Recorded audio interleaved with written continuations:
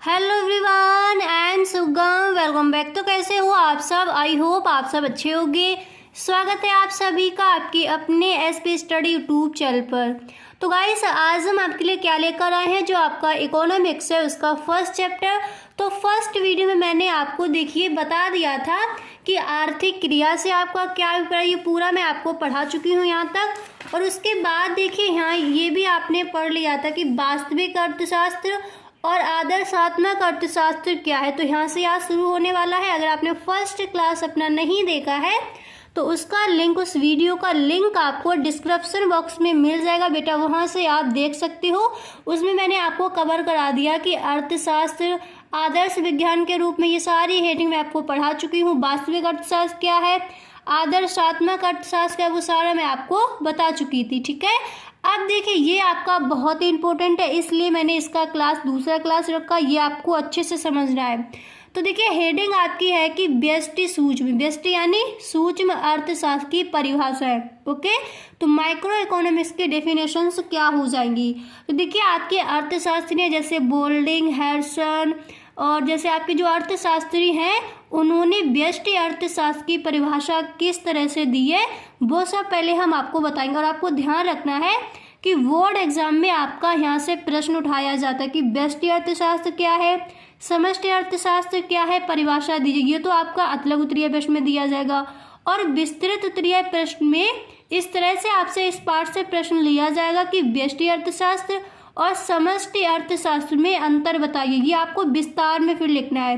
तो अभी से आप इस पार्ट को इस तरह पढ़िए कि अभी से आपको चीज़ें याद हो जाए। ठीक है, एंड में तो मैं आपको जितने भी मॉडल पेपर हैं, प्रीवियस ईयर क्वेश्चन है, वो सारे कराऊंगी। और टेंशन आप बिल्कुल भी मत लीजिए। ठीक है, पूरा मैं आपको कवर करा दूंगी। अगर आपने बुक खरीद ली है तो अच्छी बात है, अगर आपने बुक नहीं भी ली है, कई बच्चों ने बुक नहीं ली, मुझे कमेंट किया मैं मेरे पास बुक नहीं है, हम ले भी नहीं सकते, तो आप कोई बात नहीं, सारे टॉपिक मैं आपको पढ़ाऊंगी। एक भी टॉपिक, एक भी लाइन आपकी किताब से छूटने वाली नहीं है, पूरा मैं आपको पढ़ाऊंगी। और जो आपके इंपॉर्टेंट होते हैं, जैसे आपको जो नोट्स करने हैं, आप अपनी नोटबुक बना रहे हो तो उसमें जिन चीज़ों को आपको लिखना है तो वही मैं आपको बता दी। और सारा जितना मैं अपने आपको पढ़ा रही हूँ वो आप पढ़ते जाइए। जो चीज़ें आपकी नोट करने की होती है वो मैं वीडियो में आपको बता देती हूँ। ठीक है, तो देखिए व्यष्टि यानी सूक्ष्म अर्थशास्त्र की परिभाषा है। ठीक है, इस तरह से आप हेडिंग डालोगे माइक्रो इकोनॉमिक्स डेफिनेशंस। ओके, तो देखिए सूक्ष्म अर्थशास्त्र में अर्थव्यवस्था की छोटी छोटी इकाइयों को सम्मिलित किया जाता है, जैसे एक उपभोक्ता, एक उत्पादक, एक फर्म, एक उद्योग आदि। दूसरे शब्दों में सूक्ष्म अर्थशास्त्र में व्यक्तिगत इकाइयों का अध्ययन किया जाता है। यानी जो हमारा व्यष्टि अर्थशास्त्र होता है, यानी जो हमारा सूक्ष्म अर्थशास्त्र होता है, उसमें हम क्या करते हैं, जैसे एक व्यक्ति की आय है, एक फर्म है, या फिर एक छोटा कोई उद्योग है, तो उसका अध्ययन हम व्यष्टि अर्थशास्त्र के अंतर्गत करेंगे। अगर जैसे मान लीजिए राष्ट्र की आय का जब अध्ययन किया जाएगा तो वो हम किसके अंदर करेंगे, समष्टि अर्थशास्त्र के अंतर्गत। यानी जो व्यष्टि अर्थशास्त्र है वो हमारा सूक्ष्म अर्थशास्त्र होता है, तो इसके अंदर जो छोटे छोटे चीज़ें हैं उनका अध्ययन हम करते हैं। जैसे एक व्यक्ति की आय है, उसका अध्ययन हम किसके अंदर करेंगे, व्यष्टि अर्थशास्त्र के अंदर। और हमारे समष्टि राष्ट्र की आय का अध्ययन किसके अंदर करेंगे, समष्टि अर्थशास्त्र के अंदर। समझ आ गया, तो ये हो जाता है हमारा व्यष्टि अर्थशास्त्र। अब देखिए जो आपके अर्थशास्त्री बोल्डिंग है उन्होंने व्यष्टि अर्थशास्त्र की परिभाषा किस तरह से दी है उसको देखिए, और ये आपको अच्छे से याद कर लेनी है। ठीक है, तो इस तरह से आप हेडिंग डालो। अगर ये प्रश्न आपका बोर्ड एग्जाम में आता है कि बोल्डिंग के शब्दों में, फिर आप लिखोगे सूक्ष्म अर्थशास्त्र आर्थिक विश्लेषणों की वह शाखा है जो व्यक्तिगत इकाई के आर्थिक व्यवहार का अध्ययन है, ना कि इकाइयों के समूह का। तो बोल्डिंग ने, जो आपके अर्थशास्त्री हैं, बोल्डिंग ने इसकी परिभाषा इस तरह से दी है कि सूक्ष्म अर्थशास्त्र आर्थिक विश्लेषणों की वह शाखा है जो व्यक्तिगत, यहाँ पर भी वही चीज बताएगी, जो व्यक्तिगत इकाई के आर्थिक व्यवहार का अध्ययन है, ना कि इकाइयों के समूह का। अब इसके बाद देखिए जो आपकी नेक्स्ट अर्थशास्त्री है वो कौन है, हैरिसन एवं क्वान। तो इन्होंने देखिए जो आपकी व्यष्टि अर्थशास्त्र है उसकी परिभाषा क्या दी है, तो इन्होंने कहा है कि सूक्ष्म अर्थशास्त्र में वैयक्तिक इकाइयों का सुपरिभाषित व्यक्ति समूहों की आर्थिक क्रियाओं का अध्ययन किया जाता है। अब इसके बाद देखिए यहाँ पर देखिए आपको 2 लाइनें और दी गई, इसको भी समझ लीजिए। देखिए आपको यहाँ पर बताया गया कि उपर्युक्त परिभाषाओं से स्पष्ट है कि सूक्ष्म अर्थशास्त्र में विशिष्ट वैयक्तिक आर्थिक इकाइयों के व्यवहार का अध्ययन किया जाता है। ठीक है, फिर इसके बाद देखिए यहाँ पर दिया गया है कि सूक्ष्म अर्थशास्त्र में अर्थव्यवस्था की विभिन्न इकाइयों के संतुलन का अलग अलग अध्ययन किया जाता है और उनके अंतर संबंधों की विवेचना की जाती है। ओके, अब इसके बाद देखिए आप अपने नोटबुक में इसको भी नोट करोगे, व्यष्टि अर्थशास्त्र की विशेषताएं। ओके, इसको भी आपको लिखना है। बिल्कुल भी यहाँ पर आप शॉर्ट आउट नहीं करोगे, ये आपको अच्छे से जो भी मैं आपको बता रही हूँ सारी अपनी आपको जो आपने अपनी कॉपी बनाई है उसमें ये सब लिखनी है आपको हेडिंगें डालकर। तो व्यष्टि अर्थशास्त्र की विशेषताएं, ठीक है। तो यहाँ पर आप पहले आप एक लाइन लिखोगे, व्यष्टि यानी सूक्ष्म अर्थशास्त्र की प्रमुख विशेषताएं निम्नवत है। इसके बाद आप फर्स्ट हेडिंग डालोगे व्यक्तिगत आर्थिक इकाइयों का अध्ययन, ये आपको ब्लैक पेन से डालना है, आपको भी पता है। इसके बाद के हेडिंग डालने के बाद यहाँ पर आप लिखोगे कि सूक्ष्म अर्थशास्त्र की सहायता से व्यक्तिगत आय, व्यक्तिगत उत्पादन, उपभोग, व्यक्तिगत लागत आदि घटकों की व्याख्या की जाती है। इसके बाद आपको नेक्स्ट हेडिंग यहाँ पर डालनी है। देखिए नेक्स्ट हेडिंग आप डालोगे अति सूक्ष्म चरों का अध्ययन। फिर इसमें आप लिखोगे कि सूक्ष्म आर्थिक विश्लेषण अर्थव्यवस्था के छोटे छोटे चरों का अध्ययन करता है, जैसे एक फर्म, एक उद्योग, एक उपभोक्ता, एक उत्पादक आदि। ओके, इन अति सूक्ष्म चरों का व्यक्तिगत प्रभाव इतना कम होता है कि संपूर्ण अर्थव्यवस्था पर कोई प्रभाव नहीं पड़ता। ठीक है, आई होप आपको अच्छे से समझ आ रहा होगा कि जो आपका व्यष्टि अर्थशास्त्र है वो क्या है और इसकी विशेषताएं क्या है और व्यष्टि अर्थशास्त्र की परिभाषा क्या होगी। अच्छे से क्लियर हो गया। अब इसके बाद देखिए विशेषताएं लिखने में आपको यहाँ पर नेक्स्ट हेडिंग डालनी है व्यक्तिगत कीमत निर्धारण का अध्ययन। और फिर इसमें आप लिखोगे कि सूक्ष्म आर्थिक विश्लेषण में मांग एवं पूर्ति दशाओं के आधार पर व्यक्तिगत इकाइयों की कीमत का निर्धारण किया जाता है। फिर इसके बाद देखिए आप अपनी नोट बना रहे हो तो उसमें देखिए इसके बाद आपको डालना है व्यष्टि एवं समष्टि अर्थशास्त्र में अंतर। ठीक है, तो यहाँ पर आप डालोगे माइक्रो इकोनॉमिक्स, इधर आप डालोगे मैक्रो इकोनॉमिक्स। ठीक है, व्यष्टि अर्थशास्त्र, समष्टि अर्थशास्त्र। ये प्रश्न आपका बोर्ड एग्जाम में आ सकता है, ये कई बार प्रश्न पूछा गया है कि व्यष्टि एवं समष्टि अर्थशास्त्र में अंतर बताइए। ओके, ये विस्तृत में आपका पूछा जाता है, तो अभी से आपको ये सारी चीजें अभी से अपनी कवर करते चलना है। ठीक है, तो देखिए पहले आप फर्स्ट पॉइंट डालोगे, उसमें आप लिखोगे व्यष्टि अर्थशास्त्र के अंदर लिखोगे कि व्यष्टि अर्थशास्त्र में व्यक्तिगत स्तर पर आर्थिक समस्या का अध्ययन किया जाता है, जैसे एक उपभोक्ता, एक उत्पादक, एक फर्म। जैसा कि मैंने अभी बताया वही यहाँ पर दिया गया है। अब इसके बाद देखिए समष्टि अर्थशास्त्र में क्या होता है। समष्टि अर्थशास्त्र में संपूर्ण अर्थव्यवस्था की आर्थिक इकाइयों का अध्ययन होता है। ओके, जैसे राष्ट्रीय आय, कुल उपभोग, सामान्य कीमत स्तर। और इसमें क्या था, एक उपभोक्ता, एक उत्पादक, एक फर्म। और इसमें मतलब पूरे राष्ट्र की आय का अध्ययन किया जाएगा समष्टि अर्थशास्त्र के अंतर्गत। कुल उपभोग, सामान्य कीमत स्तर। क्लियर हो गया। अब इसके बाद देखिए आपको नेक्स्ट लिखना है कि व्यष्टि अर्थशास्त्र में व्यक्ति और व्यक्ति के व्यवहार का अध्ययन होता है और समष्टि अर्थशास्त्र में समाज और समाज के व्यवहार का अध्ययन होता है। यानी ये हमारा क्या हो जाएगा, व्यष्टि अर्थ यानी सूक्ष्म अर्थशास्त्र हो जाता है और ये हमारा समष्टि यानी विशाल, ये हमारा विशाल अर्थशास्त्र हो जाता है। तो इस तरह से आप समझ लीजिए। इसके बाद आपको तीसरा पॉइंट डालकर लिखना है कि व्यष्टि अर्थशास्त्र इस मान्यता पर आधारित है कि समष्टि प्राचल, ठीक है, समष्टि प्राचल स्तर रहते हैं। ओके, इसके बाद आपको समष्टि अर्थशास्त्र में लिखना है कि समष्टि अर्थशास्त्र व्यष्टि प्राचलों को स्थिर मान लेता है। इसके बाद देखिए आपको यहाँ पर लिखना है, इसके बाद आप लिखोगे कि व्यष्टि आर्थिक समस्याओं के निदान में कीमत संयंत्र अर्थात मांग और पूर्ति बलों की क्रिया निर्णायक होती है। और आपको समष्टि अर्थशास्त्र में क्या होता है, समष्टि समस्त आर्थिक समस्याओं जैसे रोजगार, गरीबी, स्फीति आदि के समाधान में सरकारी भूमिका निर्णायक होती है। ओके, अब इसके बाद आपको नेक्स्ट पॉइंट एक और लिख लेना है कि व्यष्टि अर्थशास्त्र को कीमत सिद्धांत के नाम से भी जाना जाता है। ये आपको अच्छे से याद रखना है, ठीक है। व्यष्टि अर्थशास्त्र को कीमत सिद्धांत के नाम से भी जाना जाता है और समष्टि अर्थशास्त्र को आय एवं रोजगार, ठीक है, समष्टि अर्थशास्त्र को आय एवं रोजगार सिद्धांत द्वारा भी जाना जाता है। क्लियर हो गया यहाँ तक। अब इसके बाद देखिए आपको नेक्स्ट हेडिंग डाली होगी व्यष्टि यानी सूक्ष्म अर्थशास्त्र का क्षेत्र एवं उसकी शाखाएं।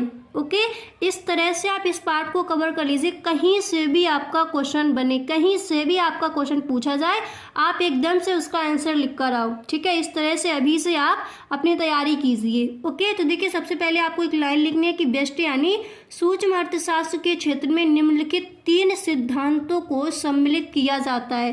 वो 3 सिद्धांत कौन कौन से हैं? वस्तु कीमत निर्धारण सिद्धांत, दूसरा हो जाएगा साधन कीमत निर्धारण सिद्धांत, और आपका तीसरा हो जाएगा आर्थिक कल्याण का सिद्धांत। ओके, तो देखिए सबसे पहले आपका क्या दिया गया था? वस्तु कीमत निर्धारण सिद्धांत। तो पहले आप समझिए कि वस्तु कीमत निर्धारण सिद्धांत क्या है।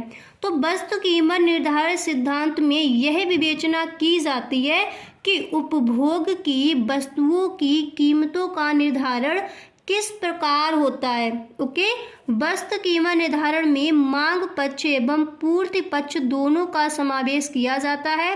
मांग पक्ष में उपभोक्ता के व्यवहार एवं उपभोग का अध्ययन किया जाता है तथा पूर्ति पक्ष में उत्पादन लागत एवं उत्पादन दशाओं को सम्मिलित किया जाता है। इसके बाद देखिए आपको लिखना है कि साधन कीमत निर्धारण सिद्धांत में यह विवेचना की जाती है कि वस्तु उत्पादन में प्रयोग किए जाने वाले उत्पत्ति साधनों की कीमतें अर्थात उनके पुरस्कारों, ठीक है, कीमतों का निर्धारण किस प्रकार किया जाता है।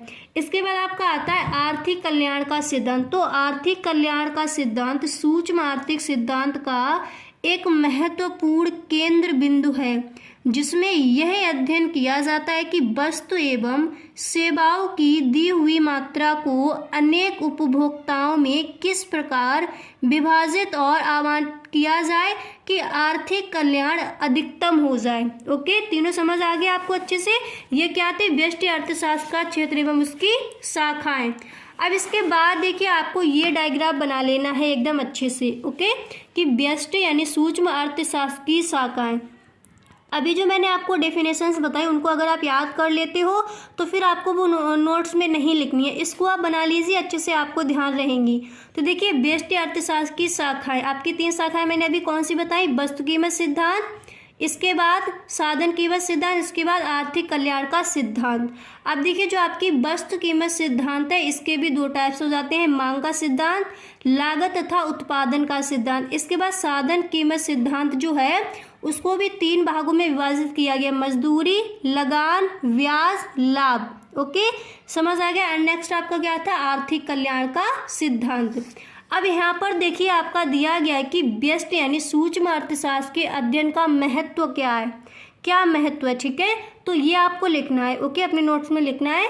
तो यहाँ पर आप हेडिंग डालोगे संपूर्ण अर्थव्यवस्था के ज्ञान के लिए आवश्यक। ओके, तो फिर इसमें आप लिखोगे व्यक्तिगत इकाइयाँ, आपको क्या लिखना है? व्यक्तिगत इकाइयाँ मिलकर ही संपूर्ण अर्थव्यवस्था बनाती हैं, अतः संपूर्ण अर्थव्यवस्था की आर्थिक विश्लेषण के लिए व्यक्तिगत इकाइयों का ज्ञान आवश्यक है।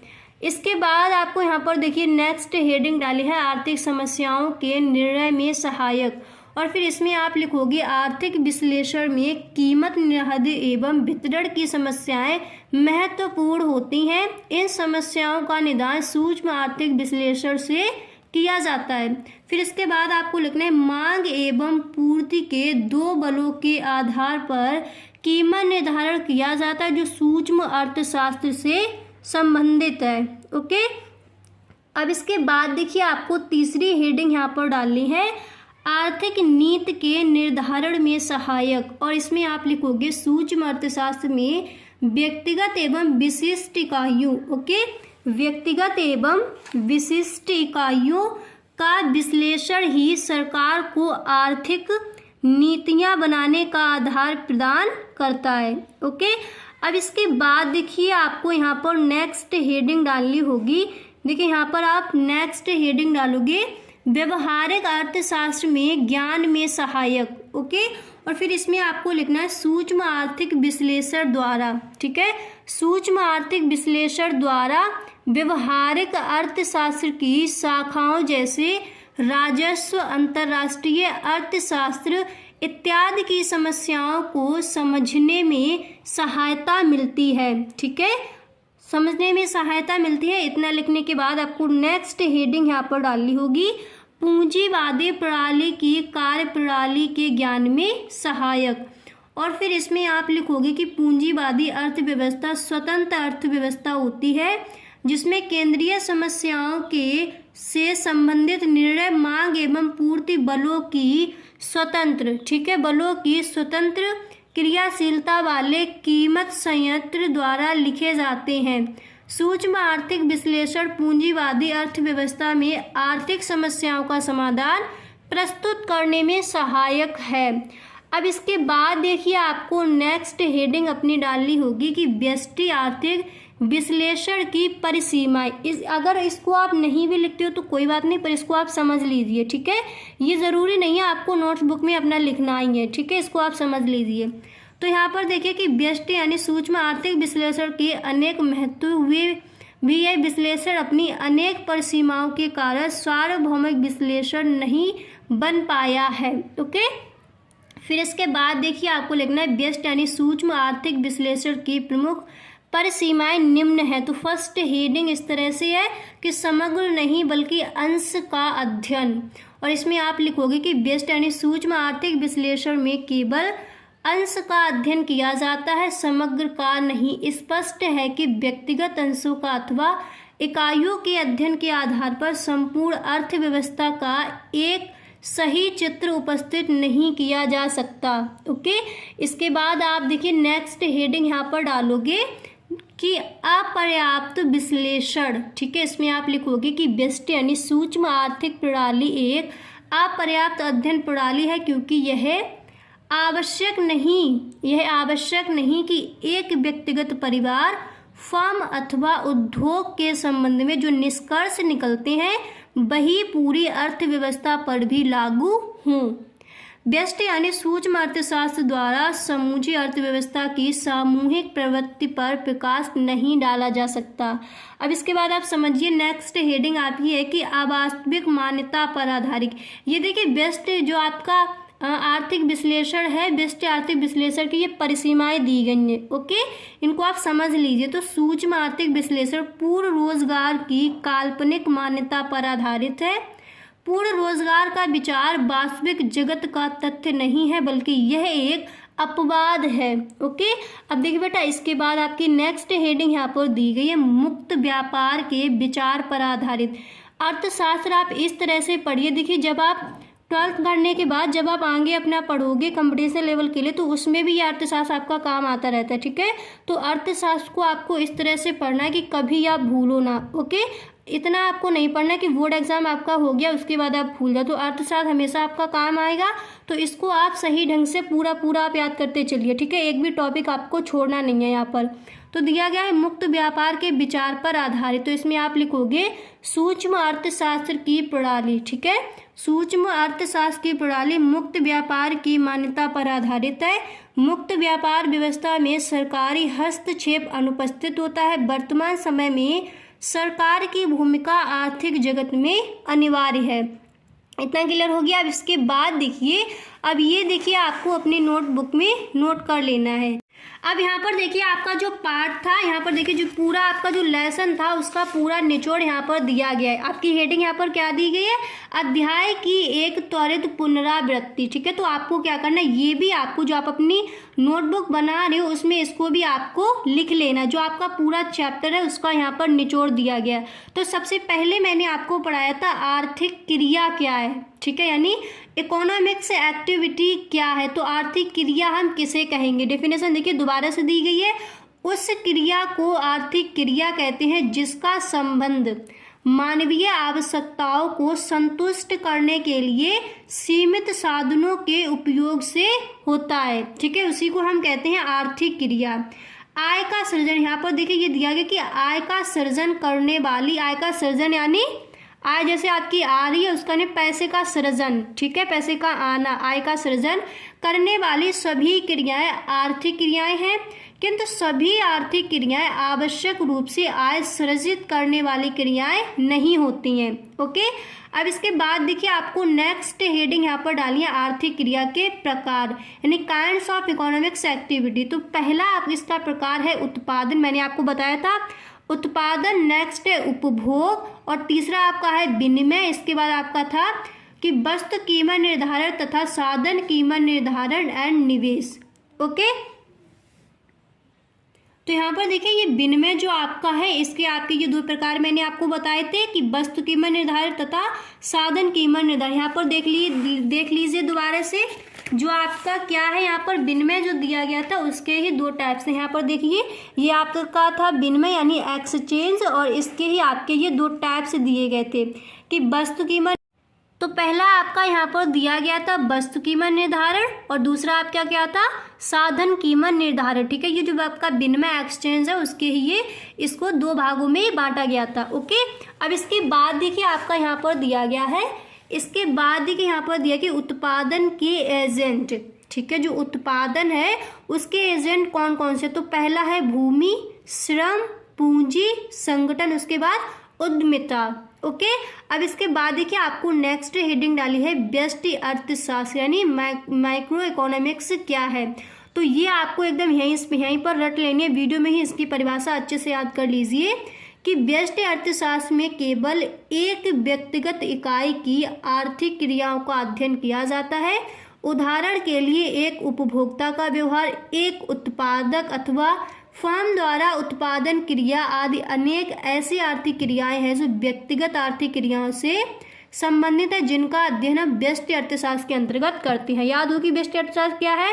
अब इसके बाद देखिए इसकी शाखाएं दी हैं कि व्यष्टि अर्थशास्त्र की शाखाएं, ब्रांचेस दी गई इसकी। तो व्यष्टि अर्थशास्त्र की शाखाएं देखिए मैंने अभी आपको पढ़ाई थी, ये वस्तु कीमत सिद्धांत, साधन कीमत सिद्धांत एंड आर्थिक कल्याण का सिद्धांत। तो इसके देखिए वस्तु कीमत निर्धारण को भी दो भागों में बांटा गया है, मांग का सिद्धांत, लागत तथा उत्पादन का सिद्धांत। इसके बाद साधन कीमत निर्धारण है, इसके देखिए इसको भी चार भागों में फिर डिवाइड किया जाता है, मजदूरी, लगान, ब्याज, लाभ, जो मैंने अभी आपको बताए थे। और इसके बाद आपको याद करनी है समष्टि अर्थशास्त्र की परिभाषा की। समष्टि अर्थशास्त्र यानी मैक्रो इकोनॉमिक्स क्या है। तो समष्टि अर्थशास्त्र संपूर्ण अर्थव्यवस्था के स्तर पर आर्थिक क्रियाओं का अध्ययन करता है। उदाहरण के लिए समष्टि अर्थशास्त्र में राष्ट्रीय आय, ठीक है, आई होप आपको समझ आ रहा हो कि व्यष्टि अर्थशास्त्र और समष्टि अर्थशास्त्र क्या है। तो समष्टि अर्थशास्त्र के अंदर राष्ट्रीय आय, राष्ट्रीय बचत, राष्ट्रीय विनियोग, कुल रोजगार, कुल उत्पादन, सामान्य कीमत स्तर आदि का अध्ययन किया जाता है। यानी जो हमारा व्यष्टि अर्थशास्त्र है उसमें एक व्यक्ति की आय का अध्ययन करेंगे और जो समष्टि अर्थशास्त्र है उसमें राष्ट्र, पूरी राष्ट्र की आय का अध्ययन किया जाता है। पूरी राष्ट्रीय बचत, राष्ट्रीय विनियोग, कुल रोजगार, ये सब समष्टि अर्थशास्त्र के अंतर्गत आते हैं। अब आप एक चीज समझिए, जो आपके बोर्ड एग्जाम में कौन कौन से क्वेश्चन आपके इस चैप्टर से आसिक किए जा सकते हैं। तो सबसे पहला प्रश्न आपको यहाँ पर तैयार करना है। सबसे पहला प्रश्न आपको ये देखना है कि व्यष्टि अर्थशास्त्र और समष्टि अर्थशास्त्र में अंतर, इसको आप अच्छे से तैयार कर लीजिए। बोर्ड एग्जाम में ये प्रश्न आपसे पूछा जाएगा। और देखिए आपको छोटे छोटे दो डेफिनेशन भी याद कर लेनी है कि व्यष्टि अर्थशास्त्र क्या है और समष्टि अर्थशास्त्र क्या है। ठीक है, अतलग उत्तरीय प्रश्न में ये प्रश्न आपसे आस किए जाएंगे। तो इस तरह से आप अपनी तैयारी कीजिए। हर चैप्टर को मैं इसी तरह आपको पढ़ाने वाली हूँ। तो गाइस अगर आपको वीडियो अच्छा लगा हो तो इस वीडियो को अपने दोस्तों में शेयर ज़रूर करें। Okay, thank you.